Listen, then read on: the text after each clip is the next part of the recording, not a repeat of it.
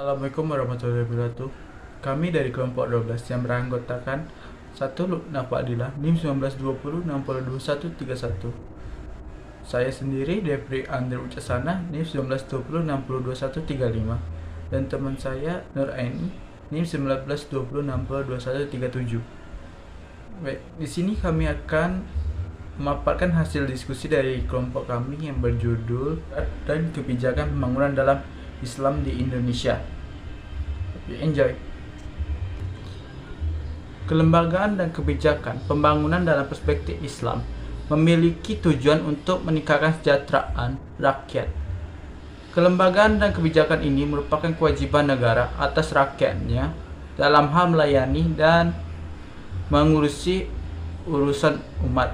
Hal ini diperintahkan oleh Rasulullah SAW sebagaimana hadis berikut, yang artinya seorang imam atau khalifah adalah pemelihara dan pengatur urusan atau rakyat, dan dia akan diminta pertanggungjawaban terhadap rakyatnya. Hadis riwayat Bukhari dan Muslim. Pertanyaannya, bagaimana suatu kebijakan itu lahir? Jawabannya, suatu kebijakan dapat lahir atas instansi masyarakat sebagai bagian dari suatu negara. Keberadaan kelembagaan adalah sebagai upaya mencapai tujuan yang diharapkan. Sebagai contoh di Indonesia, inisiator pendirian institusi perbankan dan keuangan syariah berasal dari inisiatif masyarakat.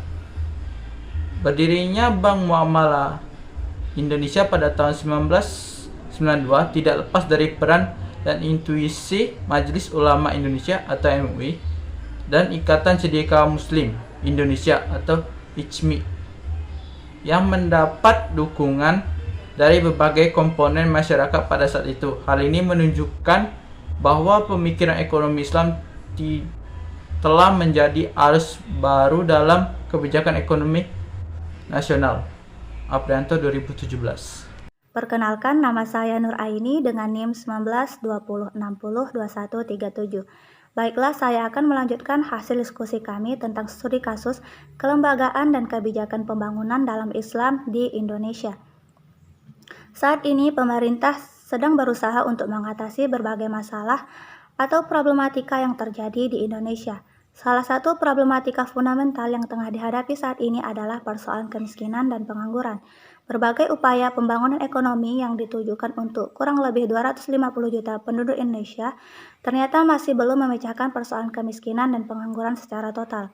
Kemiskinan sendiri adalah suatu fenomena yang sangat kompleks, tidak hanya tentang pendapatan yang rendah, kekurangan pangan, kesehatan yang buruk, dan lingkungan yang kumuh, tetapi juga tentang ketidakberdayaan dan ketergantungan kepada pihak lain, sehingga menimbulkan pertanyaan, bagaimana kebijakan pemerintah Indonesia dalam pengentasan kemiskinan? Pemerintah Indonesia telah membuat instrumen utama kebijakan pembangunan negara, salah satunya yaitu dalam pengentasan kemiskinan yang terangkum dalam kebijakan Jaring Pengaman Sosial atau JPS. Program JPS ditujukan untuk melindungi masyarakat miskin karena krisis melalui intervensi pada beberapa bidang, yakni pangan, ketenagakerjaan, pendidikan, dan kesehatan. Beberapa dilakukan dengan memberikan bantuan-bantuan yang bersifat charity atau amal, seperti yang pertama program Jaring Pengaman Sosial, yang kedua Impres Desa Tertinggal, dan yang ketiga bantuan langsung tunai.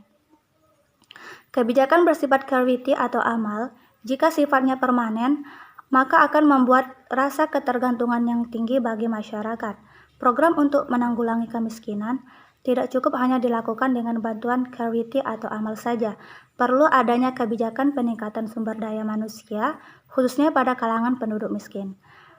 Hal ini dapat menggunakan pendekatan yang mengandalkan modal usaha dan sosial dengan cara mengedukasi masyarakat untuk berwirausaha, saling bergotong royong untuk membangun sebuah usaha bersama, saling membantu dan saling percaya. Kenalkan, nama saya Lubna Fadilah dengan NIM 1920602131. Baiklah, di sini saya akan melanjutkan hasil diskusi kami dari studi kasus kelembagaan dan kebijakan pembangunan dalam Islam di Indonesia. Di masa Rasulullah SAW, ukhuwah Islamiyah atau persaudaraan sesama Muslim antara golongan Muhajirin dan golongan Ansor sangat tinggi dan sangat diperhatikan. Rasulullah SAW sangat menyadari bahwa asas kebersamaan, kekeluargaan, dan persaudaraan merupakan program yang dapat mendorong pertumbuhan ekonomi masyarakat dan bisa mengentaskan kemiskinan yang melanda kaum muslimin. Pandangan ini tentu bersumber dari nilai-nilai Al-Quran yang menghormati sesama muslim dan menekankan masalah ukhuwah atau persaudaraan. Sebagaimana pada firman Allah Subhanahu wa taala dalam Quran Surat Al-Hujurat ayat 10 yang artinya, sesungguhnya orang-orang mukmin itu bersaudara. Maka dari itu damaikanlah kedua saudaramu yang sedang berselisih dan bertakwalah kepada Allah Subhanahu wa taala agar kamu mendapatkan rahmat. Dalam studi kasus ini ada pertanyaan yang terakhir, yaitu bagaimana kebijakan pengentasan kemiskinan dalam Islam di Indonesia. Di dalam Al-Quran terdapat beberapa gagasan dalam rancangan memecahkan kemiskinan. Di antaranya adalah bekerja, zakat, infak, dan wakaf. Pemerintah melalui kebijakannya dapat mendorong masyarakat untuk membayar zakat, infak, dan sedekah ke lembaga atau badan zakat, infak, sedekah, yaitu Baslas.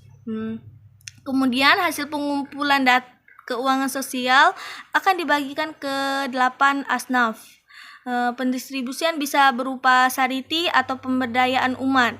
Dalam jangka panjang dapat diharapkan bisa mengentaskan kemiskinan, mengurangi pengangguran, serta mewujudkan pembangunan ekonomi umat.